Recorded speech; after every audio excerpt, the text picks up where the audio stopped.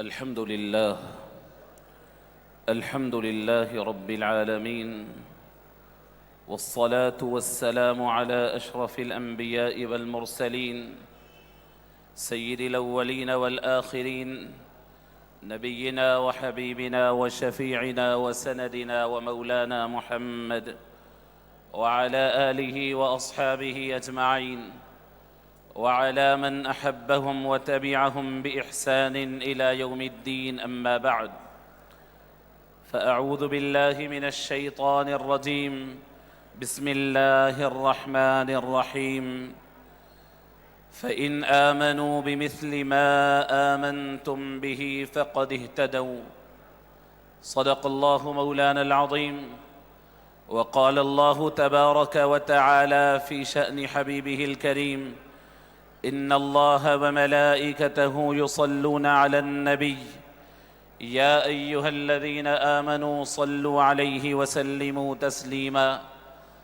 اللهم صل على سيدنا مولانا محمد وعلى آله وأصحابه أجمعين. اسٹیج پر جلوہ افروز صدر مجلس اتحاد المسلمین و رکن پارلیمنٹ حیدرآباد عالی جناب بیرسٹر اسد الدین اویسی صاحب قبلہ، آج کے ایک جلسے سے مخاطبت کا شرف حاصل کرنے کے لیے تشریف لائے ہوئے بیرونی مہمان، عالم دین، علماء کرام، مشائقین عظام اور کل ہند مجلس اتحاد المسلمین کے عظیم رفقاء اور قائدین، حاضرین محترم، السلام علیکم ورحمۃ اللہ وبرکاتہ. دارالسلام کا یہ اجتماع جلسہ رحمت للعالمین صلی اللہ علیہ وسلم پوری ہندوستان کا ایک تاریخ ساز اجتماع ہوتا ہے.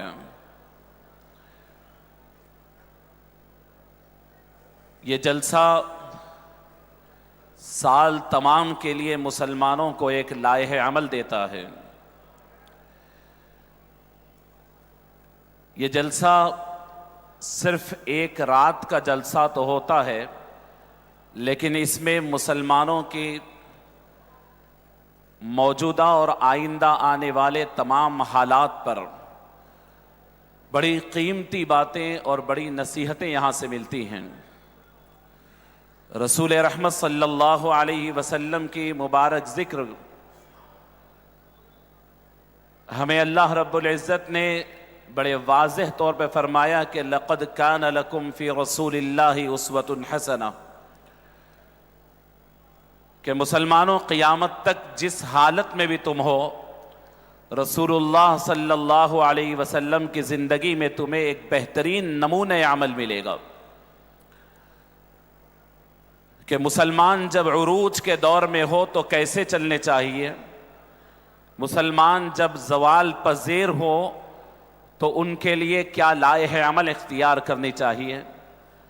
مسلمان کسی ملک کے اندر آرام اور اطمینان کے ساتھ رہ رہا ہو تو اس کے لیے کون سی باتوں کو ترجیح دینا ہے، اور اگر کسی ملک میں وہ اسٹرگل کر رہا ہو، اس کے لیے روز بروز مختلف چیلنجز پیش آ رہے ہو تو کیا کرنی ہے.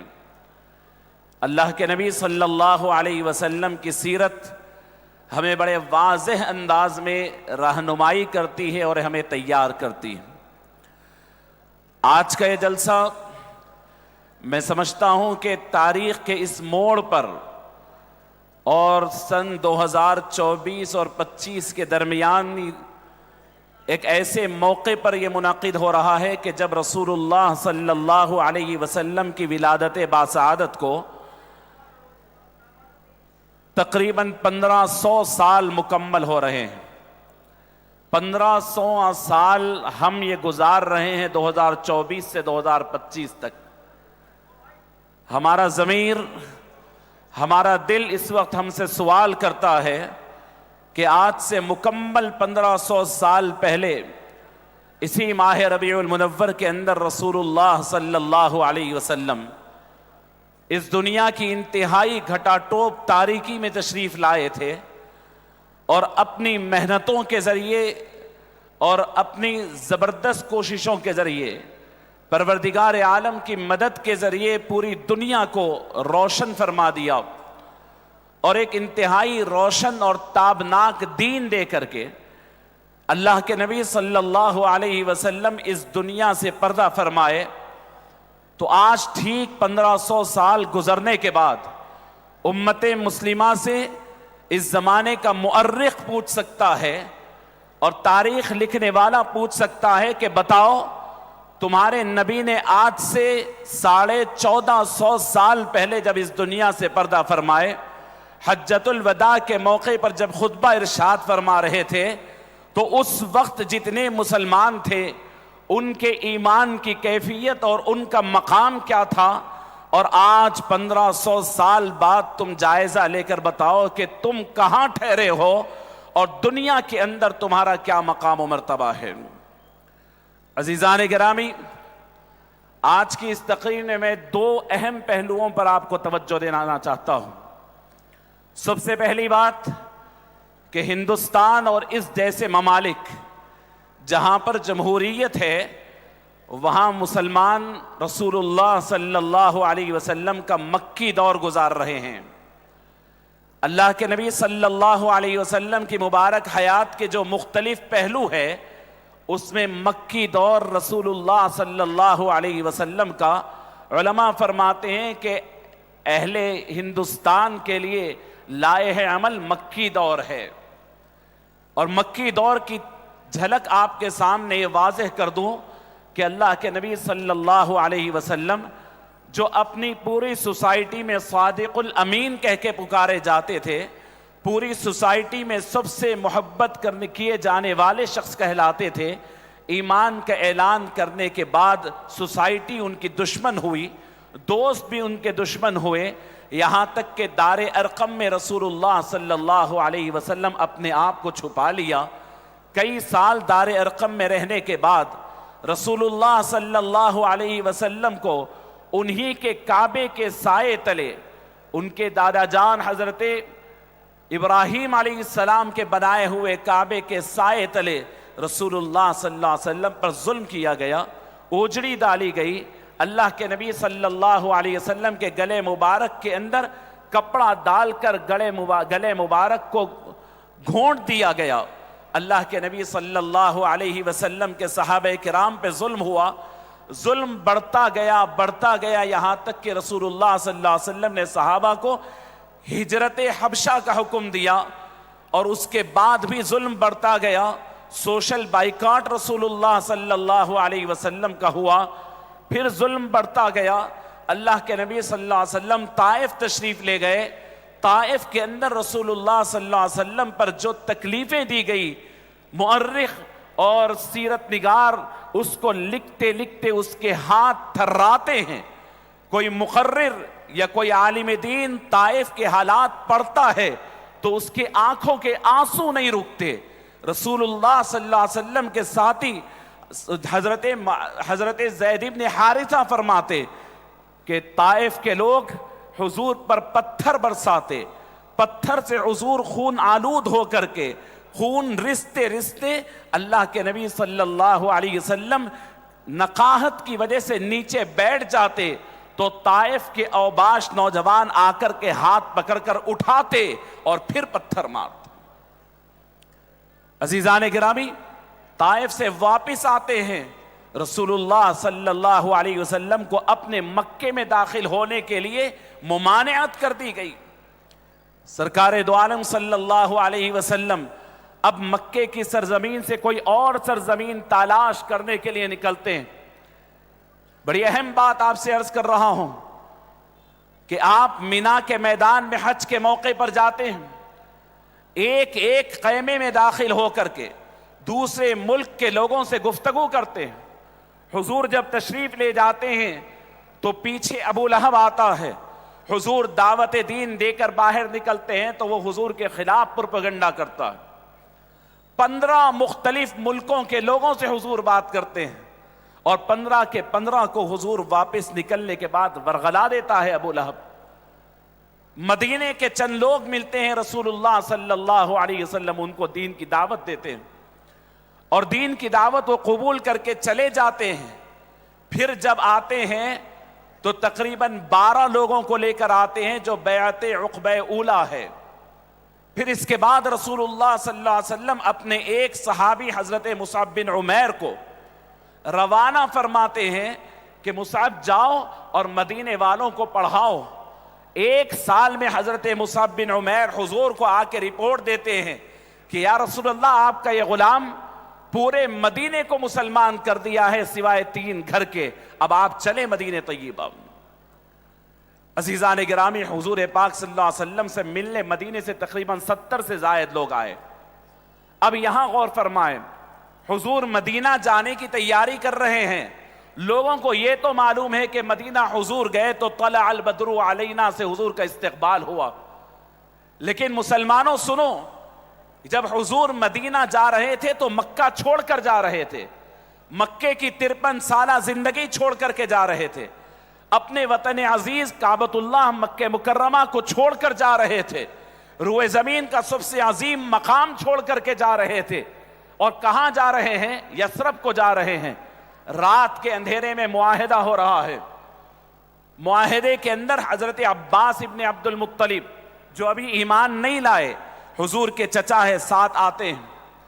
آ کر مدینے والوں سے پوچھتے ہیں اور کہتے ہیں کہ اے مدینے والوں سنو، تم میرے بھتیجے کو لے جانا چاہتے ہو، لیکن سنو مکے کے اندر بڑی مخالفتیں ضرور ہے، اس کے باوجود ان کا خاندان ان کی حفاظت کیا ہے اور آئندہ بھی ان کی حفاظت کرنا جانتا ہے، یہ ہمارے اوپر بار نہیں ہے.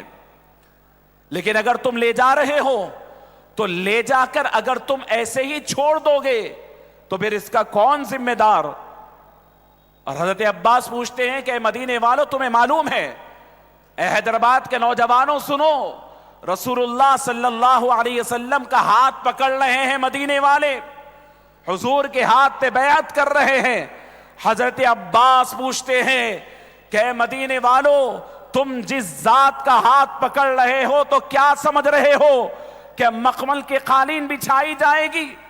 نہیں، عرب و عجم تمہارا دشمن ہو جائے گا، مشرق و مغرب سے تمہارے اوپر فوجیں حملہ کرنے آئے گی، تمہاری دشمنی ہوگی. عزیزان گرامی، وہ مدینے والے حضور کی طرف رخ کرتے ہیں اور پوچھتے ہیں کہ یا رسول اللہ کچھ بات آپ بھی فرمائے. اللہ کے نبی صلی اللہ علیہ وسلم ارشاد فرماتے ہیں، دیکھو عباس صحیح کہہ رہے ہیں، سوال یہ ہے کہ تم میرے سے کس بات پہ معاہدہ کرتے ہو؟ انہیں پوچھا کہ یا رسول اللہ آپ کیا چاہتے ہیں؟ حضور اپنا وطن بدل رہے ہیں، مدینہ آباد ہونے جا رہا ہے، حضور مکے کی سرزمین کو ہمیشہ کے لیے چھوڑنے جا رہے ہیں. معاہدے کے درمیان حضور پوچھتے ہیں کہ دیکھو میں کچھ اور نہیں پوچھتا یہ ہوں کہ جن چیزوں سے تم اپنی بیوی اور بچوں کو روکتے ہو، یعنی اپنے بیوی اور بچوں اور اپنے خاندان والوں کی جیسی حفاظت کر سکتے ہو، کیا میری ویسی حفاظت کرو گے؟ عزیزان گرامی، حضرت براء تھے، انہوں نے کہا کہ یا رسول اللہ صلی اللہ علیہ وسلم، بات اگر یہ ہے کہ اگر اپنے بیوی اور بچوں کی طرح آپ کی حفاظت کریں تو پھر ہم گواہی دیتے ہیں کہ ہم آپ کی حفاظت اپنے ماں باپ اور اپنے بیوی بچوں سے زیادہ کریں گے. یہ کہنا تھا. حضرت ابو الہیثم وہاں پر تھے، وہ اڑ گئے اور کہا کہ یا رسول اللہ صلی اللہ علیہ وسلم، ہم بھی آپ کے لیے مدینے کے جو یہودی ہیں ان سے اپنا معاہدہ توڑ کر آ رہے ہیں. اب مدینے میں آنے کے بعد آپ کے حالات بدل جائیں گے، فتوحات آئیں گے، تو یا رسول اللہ کیا آپ ہمیں چھوڑ دیں گے؟ اللہ کے نبی صلی اللہ علیہ وسلم مسکرائے اور مسکرا کر حضور فرماتے ہیں، الدم الدم والہدم کالہدم انا منکم وانتم منی احارب من حاربتم واسالم من سالمتم. سنو مدینے والو، میں جب کسی کا ہو جاتا ہوں، جب کوئی مجھ سے اپنے خاندان سے زیادہ محبت کرنے لگتا ہے تو اس کا خون میرا خون ہو جاتا ہے، میں اس کا اور وہ میرے ہو جاتے ہیں۔ جو تم سے لڑے گا میں ان سے لڑوں گا، جو تمہارے ساتھ اچھا رہے گا میں ان کے ساتھ اچھا رہوں گا۔ عزیزان گرامی، پھر آگے بات ہوتی ہے حضرت عباس، یہ ایک عباس حضور کے چچا تھے، دوسرے ایک عباس انصاری تھے، وہ اٹھے اور پھر لوگوں نے ہاتھ بڑھا کر حضور سے بیعت کرنا چاہی تو انہوں نے کہا کہ لوگوں سنو اور کان کھول کر سنو، تم حضور پہ بیعت کرنا چاہ رہے ہو نا، تو اس بیعت کی وجہ سے تمہارے بڑے بڑے خاندان کے رئیس، رؤساء اور شرفاء قتل کر دیے جائیں گے، تمہارے مال لوٹ لیے جائیں گے، تمہارے کاروبار ختم ہو جائیں گے، کیا تم اس بات سے واقف ہو؟ اللہ اکبر۔ مسلمانوں سنو، حضور رسول اللہ صلی اللہ علیہ وسلم کے امتی ہے، یہ سوال حضور جب مدینہ جا رہے ہیں بیعت کر رہے ہیں تو ہو رہا ہے کہ تم بیعت کرنے کی وجہ سے کیا ہوگا؟ رسول اللہ صلی اللہ علیہ وسلم کی بیعت کرنے کی وجہ سے دنیا تمہاری دشمن ہوگی، تمہارے شرفاء کو مار دیا جائے گا، تمہاری دولت لوٹ لی جائے گی، کیا اس کے دیکھ کر کے تم محمد کو چھوڑ دو گے؟ اللہ اکبر۔ انصاری صحابہ جوش میں آ کے ٹھہر جاتے ہیں اور کہتے ہیں کہ ہم تلواروں کے گود میں پلے ہیں، ہم سیدنا محمد الرسول اللہ صلی اللہ علیہ وسلم کو نہیں چھوڑیں گے، ہمارے شرفاء، ہمارے آباء و اجداد کی گردنیں کٹ جائے گی، ہمیں منظور ہے، ہماری مال و دولت لٹ جائے گی، ہمیں منظور ہے۔ عزیزان گرامی، میں یہ بیعت عقبہ ثانیہ کی واقعہ اس لیے عرض کر رہا ہوں، آج ہندوستان کے اندر یہ دیکھا جا رہا ہے کہ تھوڑی بہت آزمائشوں کے ساتھ پت جھڑ کے موسم کی طرح ہمارے بڑے بڑے لوگ کمپرومائزنگ کے موڈ پہ آئے ہوئے ہیں، اپنی تمام چیزوں کے یعنی فروخت کر رہے ہیں اور کسی طریقے سے دشمنوں سے خفیہ معاہدات کر رہے ہیں، اور پھر کسی اس لیے کہ وہ اسٹرگل نہیں کرنا چاہتے، اسلام کے نام پر مشکلات اٹھانا نہیں چاہتے۔ جب کبھی اسلام پہ مخالف حالات آتے ہیں، اسٹرگل کا دور آتا ہے، لوگوں کے چہروں سے نقاب ہٹ جاتا ہے، جا کر کے خفیہ مفاہمتیں ہوتے ہیں۔ عزیزان گرامی، رسول اللہ صلی اللہ علیہ وسلم کو اگر اپنا نبی مانتے ہو، رسول اللہ صلی اللہ علیہ وسلم کی شفاعت کے اگر آپ امیدوار ہو تو حضور سے وہ بیعت کرنا ہوگا جو بیعت مدینے والے کرتے تھے۔ اس وقت وہاں بیعت عقبہ ثانیہ والوں نے اعلان کیا اور کہا کہ ہماری بیعت عورتوں کی بیعت کی طرح نہیں ہے جس کے اندر 5 وقتہ نمازوں کی بیعت کی جاتی ہے، جس کے اندر صرف نماز روزے کی بیعت کی جاتی ہے۔ ہماری بیعت مردانہ وار بیعت ہے، ہم حضور سے بیعت کرتے ہیں، گردنیں کٹانے کی بیعت کرتے ہیں، گھر لٹانے کی بیعت کرتے ہیں، اولادوں کو حضور کے نام پر قربان کرنے کی بیعت کرتے ہیں۔ عزیزان گرامی، چنانچہ صحابہ نے کیسی مثالیں پیش کی، آپ اندازہ فرمائے حضرت صہیب رومی ہے، یہ آج کے ہندوستان کے نوجوانوں کو سننی چاہیے۔ صہیب رومی رضی اللہ تعالی عنہ مکہ مکرمہ میں آئے، غلامی کی حالت تھی، بڑا واقعہ ہے، آزاد ہوئے، کاروبار کیا، بہت پیسہ کمایا، دولت کمائی، سونا چاندی ان کے پاس تھا۔ رسول اللہ صلی اللہ علیہ وسلم ہجرت کر کر جب مکہ مدینہ طیبہ چلے گئے تو حضرت صہیب رومی بھی ہجرت کا ارادہ فرمائے، اور مکے والے کسی کو مکے سے مدینہ جانے نہیں دیتے تھے۔ حضرت صہیب رومی رات کے اندھیرے میں چھپ کر نکل گئے، کچھ دور گئے تو ان کو اندازہ ہوا، مکے والے آئے اور حضرت صہیب رومی کو گھیر لیا۔ حضرت صہیب ایک ٹیلے پر چڑھ گئے اور تیر نکال کر کہا کہ لوگوں سنو، اگر تم مجھے لڑنا چاہتے ہو تو تمہیں معلوم ہے کہ میں تیر انداز بڑا سخت ہوں، اگر میں تیر اندازی کروں گا تو تم میں سے کئی لوگ مر جائیں گے، پوچھو کیا پوچھنا چاہتے ہو، مجھے محمد کے غلامی سے مت روکو، ان کے قدموں میں جانے سے مت روکو۔ اللہ اکبر۔ یہ واقعہ صرف واقعات نہیں ہے، ان واقعات کے آئینے میں اپنے آپ کو دیکھیں۔ حضرت صہیب رومی سے انہوں نے کہا کہ صہیب، جب تم مکہ آئے تھے تو تم فقیر تھے، غلام تھے، مکے سے جا رہے ہو تو کروڑوں کی دولت لیے جا رہے ہو۔ اگر تو وہ سوچتے تھے کہ دولت ان کے دل میں ہے، ہم ان کی دولت چھین لیں گے تو صہیب دولت کی خاطر رک جائیں گے۔ انہوں نے بہت بڑی مانگ کی اور کہا کہ صہیب اگر جانا چاہتے ہو تو یہ پوری دولت ہمیں دے کر جانا ہوگا۔ حضرت صہیب رومی کا دل محبت رسول سے بھرا ہوا تھا، ان کو دیکھ کر کے مسکرا دیا اور کہا کہ اتنا سستا سودا، لو پوری دولت چھوڑتا ہوں، اور مدینے کو نکل گئے۔ مدینے طیبہ پہنچے، رسول اللہ صلی اللہ علیہ وسلم کے سامنے ہے، ابھی واقعہ نہیں بیان فرمایا۔ صہیب رومی اپنے دونوں ہاتھوں کو جھٹکے ہوئے چلتے ہوئے چلے گئے، کوئی دولت نہیں، کچھ نہیں۔ پہنچتے تو حضور نے 3 مرتبہ فرمایا، صہیب تم نے بہت بڑی تجارت کی، صہیب تم نے بڑی تجارت کی، صہیب تمہاری تجارت بڑی نفع بخش ہے۔ اس کے بعد حضور فرماتے ہیں، لوگوں سنو، قیامت کا روز ہوگا، حوض کوثر پر لوگ پیاسے ہو کر آئیں گے، اور میرے حوض کوثر سے جو سب سے پہلے پانی پیے گا وہ صہیب رومی ہوگا۔ اور پھر حضور نے دعا فرمائی اور لوگوں کو کہا کہ لوگوں صہیب سے ایسی محبت کرو جیسے تم اپنی ماں سے محبت کرتے ہو۔ لوگوں رسول اللہ صلی اللہ علیہ وسلم کے لیے کچھ چھوڑ کر دیکھو، کچھ قربان کر کے دیکھو۔ حضرت ابو سلمہ اور ام سلمہ رضی اللہ تعالی عنہما کے ہجرت کا واقعہ آپ کو سناتا ہوں۔ آج ہم ڈر رہے ہیں کیسے ہوگا، ہمارا کیسے ہوگا، تھوڑی بہت سختی آ جائے تو پھر ہم کسی صورت اپنے آپ کے ایمان کو متزلزل کر رہے ہیں، سختیاں بڑھتی جائیں گی۔ حضور نے فرمایا قیامت کے قریب ایمان پر رہنا اتنا مشکل ہوگا جیسے ہاتھ پر ایک انگارہ رکھنا ہے، جیسے ایک لمحے میں انسان ہاتھ جھٹک کر انگارے کو گرا دیتا ہے، لوگ ایمان سے اتنی جلدی ہاتھ دھوئیں گے۔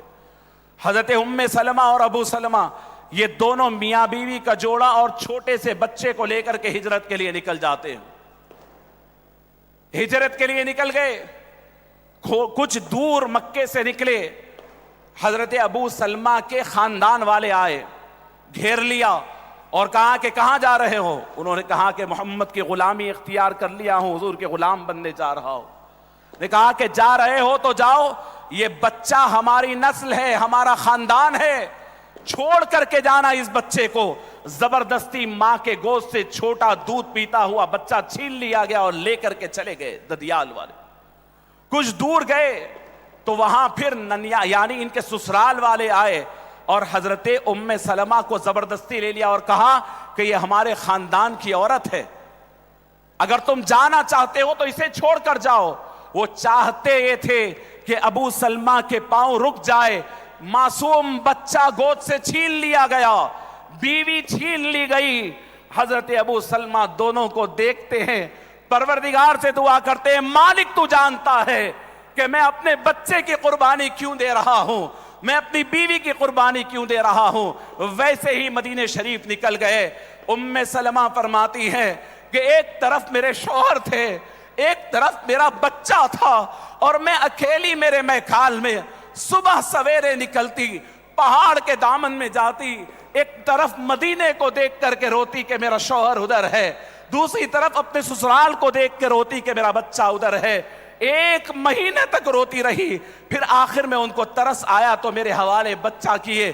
پھر بھی باپ اتنی دور، بچے اتنی دور۔ عزیزان گرامی، اس کے بعد بڑی مشکل سے اجازت دی گئی کہ اس معصوم بچے کو لے کر کے ام سلمہ اکیلے سفر کرتی ہے۔ میں کیوں سنا رہا ہوں؟ سنیں، یہ حالات آنے والے ہیں، ایک وقت آئے گا کہ آپ سے پوچھا جائے گا، مسلمان رہنا ہے تو دولت دے دو، دولت دینا پڑے گا، ایمان پہ رہنا ہو تو خاندان سے بچھڑ جاؤ۔ اپنے بچوں کو نرم و نازک تربیت کرنے کی بجائے سخت بنیادوں پہ تربیت کیجئے، اس لیے کہ ایمان سے بڑی کوئی چیز نہیں ہے۔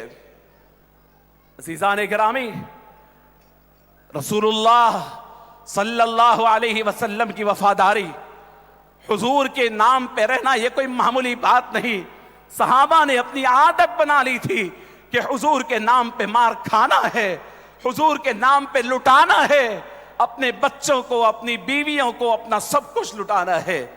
عزیزان گرامی، میں آپ سے عرض کروں، ایک واقعہ آپ سے عرض کرتا ہوں، ہم تو انسان ہیں نا، حضور کے انعامات ہم نے پڑھا ہے نا، اللہ نے ہم سے وعدہ لیا ہے اور حضور نے ہم سے وعدہ لیا ہے، بار بار عمروں کو جانے کی ہمارے پاس ماشاءاللہ سے طریقہ رائج ہے، ہم میں سے ہر آدمی عمرے کو جا رہا ہے۔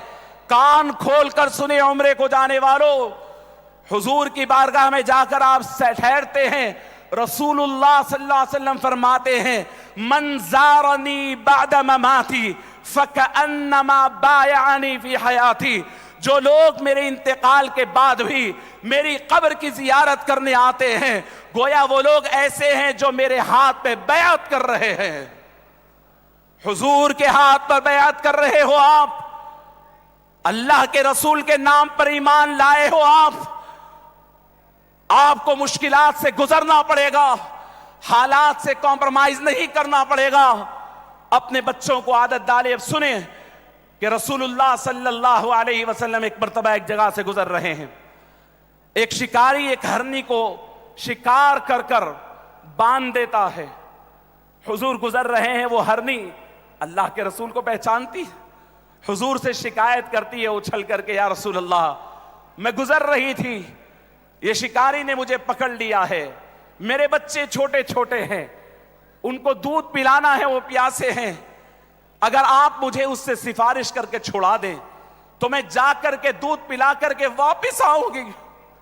اللہ کے نبی صلی اللہ علیہ وسلم آ کر کے اس شکاری سے بات کر کے حضور اسے کھول دیتے ہیں۔ وہ شکاری حیران ہے کہ کیسے گارنٹی لیتے ہیں وہ واپس آنے کی، ایک جانور ہے، اچھلتے کودتے نکل جاتی ہے، اپنے بچوں کو دور جا کر کے دودھ پلاتی ہے، اور کچھ دیر ہو جاتی ہے، وہ شکاری بے چین ہے، میری ہرنی میں نے محنت سے شکار کی تھی، آپ چھوڑ دیے۔ کچھ دیر کے بعد بڑی شوق سے اچھلتی ہوئی وہ ہرنی آ جاتی ہے، اللہ کے نبی صلی اللہ علیہ وسلم پھر اسے باندھ دیتے ہیں۔ عزیزان گرامی، سوال یہ ہے، وہ ہرنی سے پوچھو کہ کیا کرنے آئی ہے؟ شکاری جب شکار کیا تو اوپر طاقچے میں بٹھانے نہیں، اسے کاٹ کر کے قربان کر کے گوشت کھانا چاہتا ہے، اس کی جان لینا چاہتا ہے، واپس کیوں آئی ہے؟ وہ ہرنی اپنی زبان میں کہتی ہے کہ تم نے سنا نہیں، میں نے محمد الرسول اللہ سے وعدہ کیا تھا کہ میں بچوں کو دودھ پلا کے واپس آؤں گی، تو مجھے حضور کا وعدہ نبھانے کے لیے اپنی جان دینا پڑے گا۔ مسلمانوں، نوجوانوں، وہ ایک ہرنی سکھاتی ہے کہ محمد کا کیا ہوا وعدہ نبھانا ہے تو جان لٹا کر کے نبھانا پڑے گا، اپنی قربانی دے کر کے نبھانا پڑے گا۔ مخمل اور قالین کے نرم بستروں پر بیٹھ کر، صوفوں پر بیٹھ کر حضور کا وعدے نہیں نبھائے جا سکتے۔ حضور کے وعدے نبھانے کے لیے جان بھی قربان کرنا پڑے گا۔ عزیزان گرامی، میں اپنی بات آخر کی طرف لے جاتے ہوئے بہت اہم بات موجودہ حالات کے لحاظ سے آپ سے عرض کرنا چاہتا ہوں۔ ابھی مجھ سے بیشتر حیدر آغا صاحب نے بڑی ولولہ انگیز تقریر فرمائی، اتحاد کے اوپر کہا، میں اس کے اوپر ایک تاریخی واقعہ سنانا چاہتا ہوں۔ آپ میں سے ہر ایک بڑے بڑے لوگ یہاں بیٹھے ہیں، بڑی درد بھرے انداز میں تاتاریوں کا فتنہ اور ان کے تباہ و تاراجی بغداد کی سب یاد کرتے ہیں، بڑے رو رو کر بیان کرتے ہیں کہ تاریخ انسانی میں تاتاریوں کی طرح ظلم کسی نے نہیں کیا۔ لیکن اس ظلم کے پیچھے کیا تھا آپ جانتے ہیں؟ وہ دور تھا، آپ دیکھیں وہ دور کون سا ہے، تقریباً 611 ہجری، بالکل اس سے 27 سال پہلے صلاح الدین ایوبی نے صہیونیوں کو اور یہ یہودیوں اور صہیونیوں کے انہوں نے سخت ترین مزہ چکایا اور سب کو پسپا کیا تھا، بیت المقدس فتح کی تھی، اور 589 میں ان کا انتقال ہوا۔ صرف 27 سال بعد کا واقعہ عرض کر رہا ہوں۔ بغداد کے اندر اس وقت ناصر لدین اللہ اس زمانے میں بغداد کا خلیفہ تھا، اور خوارزم شاہ یہ خراسان میں رہتا تھا، یہ انہی کے تابع تھا، لیکن یہ ناصر لدین اللہ خلیفہ یہ اس کا گورنر تھا۔ ان دونوں میں کچھ انبن ہو گئی۔ ذمہ داری یہ تھی کہ یہ خلیفہ کا خطبہ وہ بھی پڑھائے۔ چند دن میں اس نے دیکھا خلیفہ کمزور ہو رہا ہے، لہٰذا خلیفہ کا خطبہ خوارزم شاہ روک دیا۔ ادھر ناصر لدین اللہ کو فکر ہوئی، حملہ کروں گا، پیسے نہیں تھے، فوج نہیں تھی، کیا کیا؟ یہ دونوں مسلمان ہیں۔ انہوں نے فوراً چین کے قریب یہ تاتاری بستے تھے، بڑے سخت قوم تھی، انہوں نے اس چین سے قریب تاتاری قوم کو اس نے بلا کر کے خوارزم شاہ کے خلاف اکسایا اور کہا کہ میں تمہارے ساتھ ہوں، جا کر کے خوارزم شاہ کی یعنی اینٹ سے اینٹ بجا دو۔ یہ پیچھے بیکنگ کیا، یہ سمجھتا تھا کہ وہ مسلمان ختم ہو جائے گا تو میری اکیلی بادشاہت ہوگی۔ یہ تاتاری خاموش تھے، ان کو طاقت دیا، وہ جا کر خوارزم شاہ کا تختہ الٹ دیے، اسے قید کیا، اسے قتل کر دیا، اور وہاں کے اس علاقے کے اوپر وہ قابض ہو گئے تاتاری۔ چند دن کے بعد جب انہیں حکومت کا مزہ لگا، ایک مسلمان دوسرے کو مارنے لگایا تھا، تو کچھ سال کے بعد، چند سال 3 یا 4 سال کے بعد ان کے اندر اقتدار کا شوق ہوا تو یہ بغداد کو آنکھ دکھانے لگے، اور بغداد میں ناصر لدین اللہ کی حکومت تھی، وہاں پر آ کر بغداد کے ایک ایک فرد کو پکڑ پکڑ کر انہوں نے قتل کیا، مسلمانوں کے خون ریزی انہوں نے کی، وہاں کے مکتبے انہوں نے اجاڑ دیے، مسلمانوں کے خون سے دریائیں لال ہو چکی تھی، مسلمانوں کی کتابوں سے برج بن چکا تھا۔ اس کے بعد ناصر لدین اللہ کا بھی خاتمہ ہو گیا۔ عزیزان گرامی، تاریخ بتاتی ہے کہ مسلمانوں کا اختلاف اور آپسی رنجشیں اتنے بڑے بڑے فساد کرتے ہیں۔ آج کا یہ دور، اس کے اندر بھی دیکھا جا رہا ہے کہ مسلمانوں کی جمعیت، تمام کے تمام مکتب فکر ایک طرف ہے، اور ہمارے درمیان سے بعض لوگ بغاوت لے کے اٹھتے ہیں، پورے مسلمانوں کی خلاف ورزی کر کر کے، ان کے مفادات کے خلاف آج کی حکومتوں سے ہاتھ ملا کر کے مسلمانوں کے خلاف کام کرتے ہیں۔ نتیجہ یہی ہوگا کہ تم دوسرے کی رسوائی، دوسرے کی ناکامی پہ ہنس رہے ہو، کل تمہارے ساتھ یہ حال ہونے والا۔ حضرت صلاح الدین ایوبی کی زندگی کا آخری واقعہ سنا کر کے اپنی بات کو ختم کرتا ہوں۔ یہ بڑی اہم بات آپ سے عرض کر رہا ہوں۔ صلاح الدین ایوبی بیت المقدس فتح کرنے کے لیے کئی مہینوں سے باہر نکلے ہوئے ہیں، کیمپ کیے ہوئے ہیں، ادھر صہیونی لوگ، عیسائی لوگ ہیں، اور ادھر ان کا کیمپ ہے۔ اچانک صلاح الدین ایوبی اپنے 2 قابل ترین جاسوسوں کو، قابل ترین لوگوں کو بھیجتے ہیں، جاؤ تو صحیح وہ عیسائیوں کے اس کیمپ میں داخل ہو کے دیکھو ان کی پلاننگ کیا چل رہی ہے۔ یہ آخری بات بڑی غور سے سنیں، بڑی اہم ہے۔ جا کر کے انہوں نے دیکھا، 2 دن اپنا بھیس بدل کر عیسائیوں کے کیمپ میں انہوں نے قیام کیا، واپس آئے۔ صلاح الدین ایوبی رحمت اللہ علیہ کی کچھ طبیعت بھی خراب تھی، آ کر کہا کہ حضرت ہم نے 2 دن گزارا اور 2 اہم باتیں ہمیں نظر آئی، بڑی اہم اور قیمتی باتیں۔ اسلامی تاریخ کا ایک عظیم الشان باب ہے فلسطین یعنی بیت المقدس کی فتح، اور اس کا پیش خیمہ ذکر کر رہا ہوں۔ پوچھا کہ کیا دیکھ کر آئے؟ انہوں نے کہا کہ عیسائیوں کے کیمپ میں ایک طرف گئے تو وہاں دولت مندوں کا کیمپ تھا، سرمایہ داروں کا کیمپ تھا، ان کے سامنے ہم دیکھتے ہیں طرح طرح کے کھانے بچھے ہوئے ہیں، رقص و سرور کی محفلیں ہیں، بہترین کھانے ان کے سامنے چنے ہوئے ہیں، وہ کھانے میں مست ہے، کھانا سونا شراب پینا یہ ان کی عادت ہو گئی ہے۔ تو ہم دوسری طرف نکل گئے، وہاں پر مذہبی لوگ بیٹھے ہوئے تھے، ریلیجیس پرسنالٹیز بیٹھی ہوئی تھی، ان کے اپنے مذہبی لوگ جو ان کے بڑے ہوتے ہیں وہ بیٹھے ہوئے تھے۔ ہم تھوڑی دیر بیس بدل کر ان کے پاس بیٹھ گئے، دیکھا کیا کر رہے ہیں، تو ہم نے دیکھا کہ ان کے درمیان ڈیبیٹ چل رہی ہے، ان کے درمیان دلائل ایکسچینج ہو رہے ہیں۔ پوچھا کس بارے میں؟